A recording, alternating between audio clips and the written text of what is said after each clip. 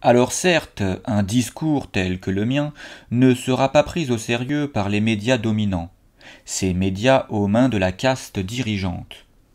Cette dernière utilisera son immense pouvoir de propagande, ses journaux, ses chaînes de télévision, ses radios, pour faire germer dans l'esprit des gens qui les suivent, c'est-à-dire de la masse, que mes propos sont populistes, simplistes ou caricaturaux et complotistes. Ce à quoi je réponds que le propre d'une société liberticide, c'est traiter de populiste ceux qui la critiquent et la dénoncent. Et j'ajoute que si le populisme, c'est de se plaindre d'un pouvoir liberticide, alors ce n'est pas contre lui qu'il faut se battre. Ne te trompe pas de combat. Comprends que le propre d'une société où triomphent les complots est de qualifier de complotistes ceux qui se plaignent d'elle en dénonçant et en cherchant les complots. Comprends-le pour savoir comment tu te dois d'utiliser ton énergie.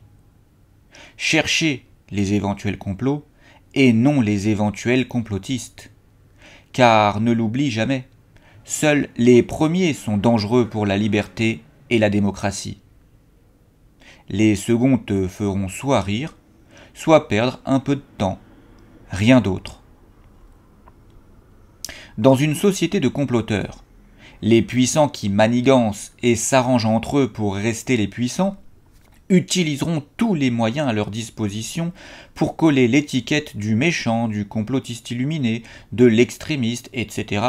sur le front de ceux qui les dénoncent. Les médias sont leur arme principale pour y parvenir. Pas compliqué de prédire ce que les médias diraient de mon essai s'ils le lisaient un jour. Ils diraient que c'est une thèse complotiste et ils tenteraient de chercher tous les éléments possibles pour me coller l'étiquette du complotiste illuminé et non crédible ou du méchant sur le front. Veux-tu un bon conseil, lecteur ? Si tu veux savoir qui est réellement une personne qualifiée par le discours dominant de complotiste, n'écoute pas ceux qui disent qui elle est, mais va à la source pour écouter ce qu'elle dit et juge par toi-même. C'est seulement en écoutant une personne que tu sauras qui elle est. Si tu veux savoir si une bouche sent mauvais, approche-toi d'elle, tu as des narines. Ne laisse pas des gens dire que telle personne a mauvaise haleine, sans jamais utiliser toi-même tes propres sens pour le savoir. Fais pareil avec ton cerveau. Ce dernier possède un moi pensant, un esprit critique.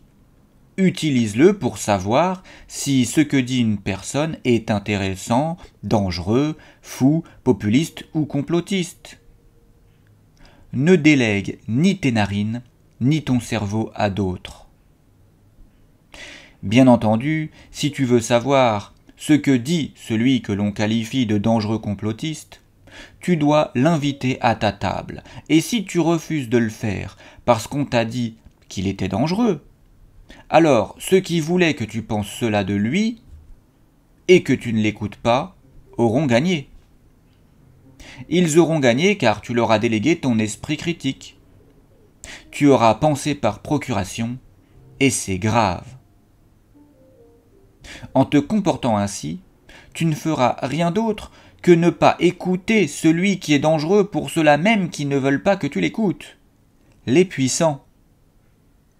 Tu n'auras pas écouté ce que l'ennemi des puissants, celui qui les dénonce, avait à te dire. En déléguant ton esprit critique, tu risques de ne pas écouter un sage parce que des comploteurs lui ont collé l'étiquette de complotiste sur le front. Tu risques de ne pas écouter Platon qui t'informe que tu évolues dans une sombre caverne et que tout ce que tu y vois depuis ton enfance est faux parce que les censeurs de la caverne lui ont collé l'étiquette de complotiste sur le front.